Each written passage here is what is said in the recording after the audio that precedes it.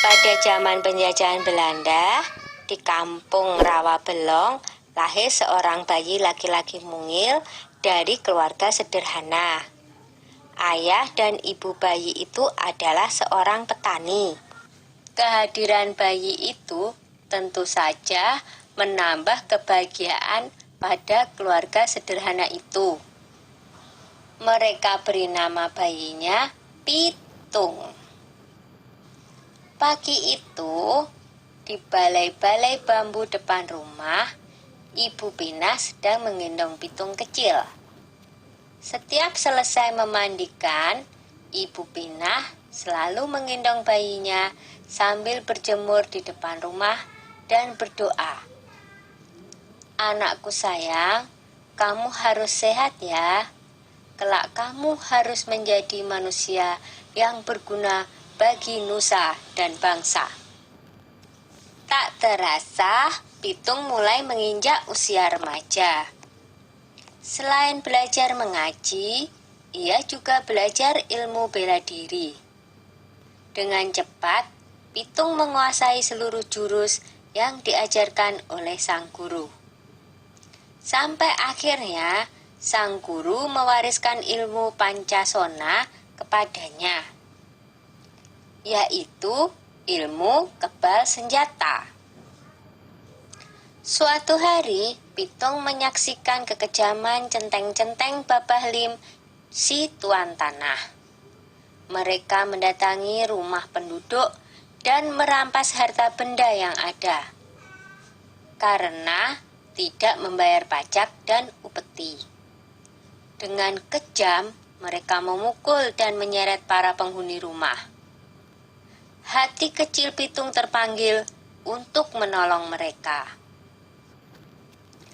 Ini adalah saat pertama Pitung membela orang lemah. Pitung tak tega melihatnya. Hai centeng-centeng, kenapa kalian merampas harta orang dan menindas orang yang tak berdaya? Kalau berani, sini, lawan aku, tantang Pitung. Mendengar itu, si pemimpin centeng marah. Hei anak muda, berani-beraninya kau menghalangiku. Rasakan ini, hardiknya kepada Pitung.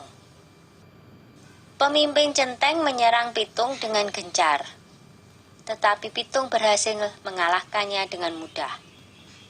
Pemimpin centeng itu roboh dalam 2 jurus.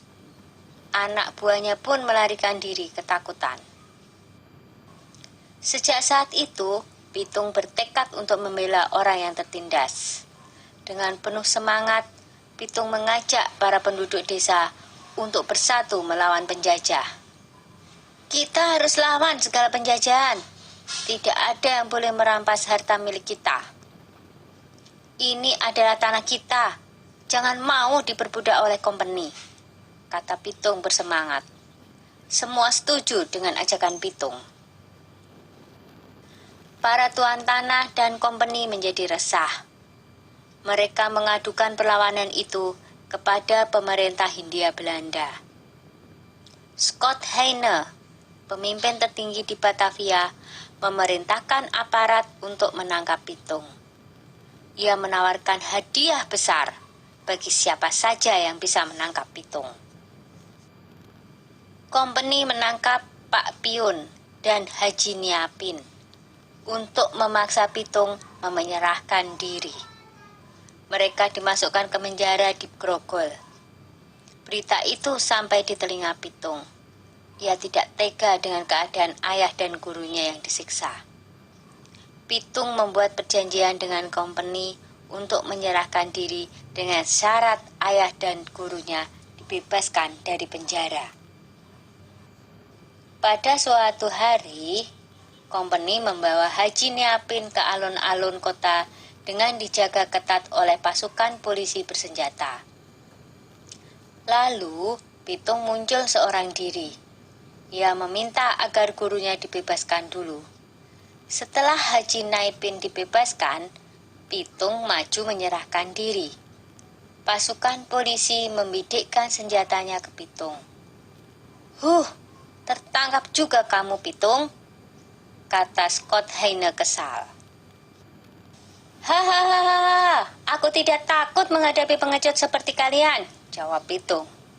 Scott Heine marah dan ia langsung memberi tanda kepada pasukan untuk menembak. Dor, dor, dor, Pitung pun roboh bersimpah darah. Pitung gugur sebagai seorang satria.